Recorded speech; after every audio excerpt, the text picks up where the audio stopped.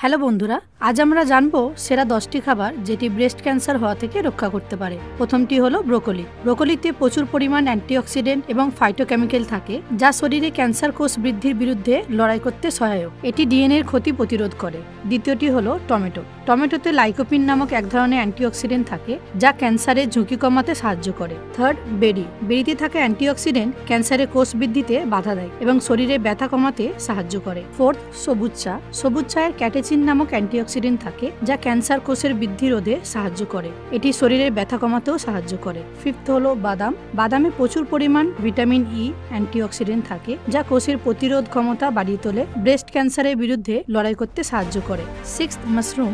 মাশরুমে থাকা vitamin D এবং selenium ক্যান্সারের কোষ বৃদ্ধির বিরুদ্ধে প্রতিরোধ ক্ষমতা গড়ে তোলে এবং শরীরের রোগ প্রতিরোধ ক্ষমতা বৃদ্ধি করে।